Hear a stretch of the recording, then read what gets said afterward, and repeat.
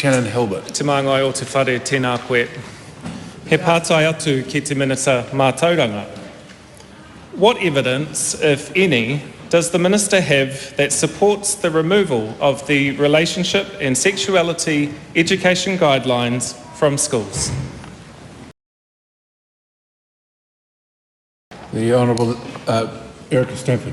Mr Speaker, ERO's recent evaluation found that, and I quote, "While there is widespread support from students and parents for RSE being taught in schools, there is an inconsistency in the RSE teaching and learning that students experience throughout Aotearoa New Zealand. What students are taught, if they are taught it, and when they are taught it, can depend on where they go to school. ERO found that schools find consulting difficult and divisive, and found the optional guidelines, like those produced under the previous government, have left too much to chance. This government is resourcing the sector with a knowledge-rich, year-by-year curriculum that clearly outlines what's being taught and when, giving teachers certainty and parents clarity on what their children are learning so they can make informed choices about their education." Pātai tāpire. Was there anything at all in the Education Review Officer's report that recommended the removal of the relationship and sexuality education guidelines from schools?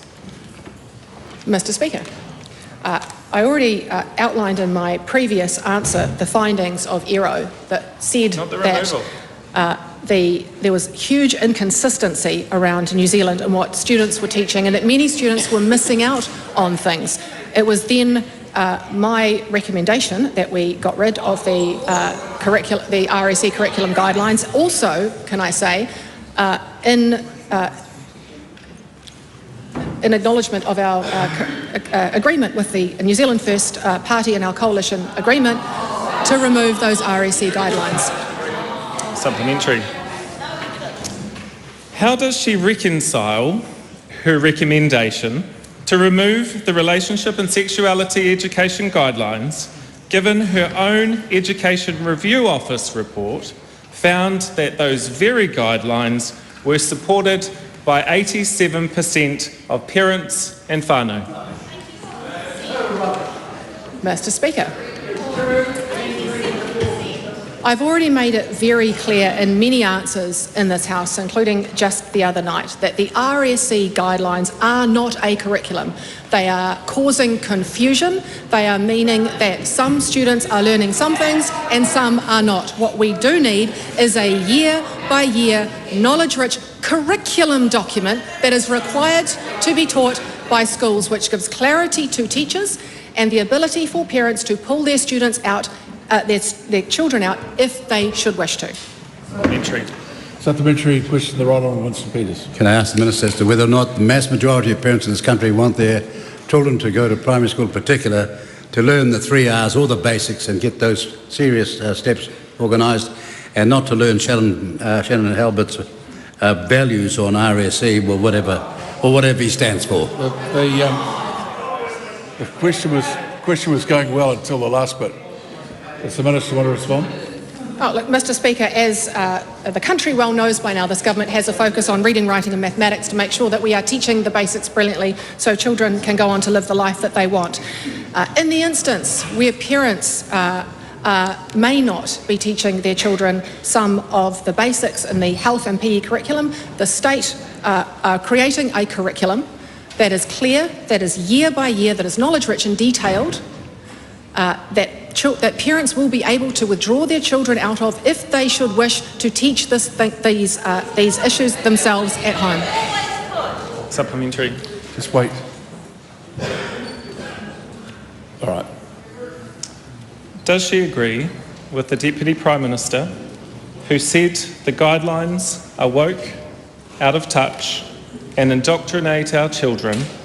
If so, how does she reconcile these views with the actual evidence she, as the Minister, was presented with? Mr Speaker, I always agree with the Deputy Prime Minister. In this case, Mr Speaker, it was very clear. The RSE guidelines are not a curriculum. They are a guideline. They are not year by year. They are not knowledge rich, and they were leaving far too much to chance, as outlined in ERO's report. We are now replacing those guidelines with a knowledge-rich curriculum that details every single year what will be taught and when, to give teachers confidence and parents the knowledge of what their children will be learning if they choose to remove them from those lessons. Supplementary. Supplementary question, right on Winston Peters. Is the Minister of the view that long has it been that governments have been driven by the dictum of in loco parentis, which means in the shoes of the parents, and that the teachers have responsibility to the parents and not people like Shannon Albert? Yeah, look, you can't use a government question to attack the opposition, which that was. So I've been very fair to others. If you want to reword the question, that would be fine. Okay, we'll move on. Shannon Halbert. Supplementary. Mr. Halbert, just wait till the House gives you the respect of listening.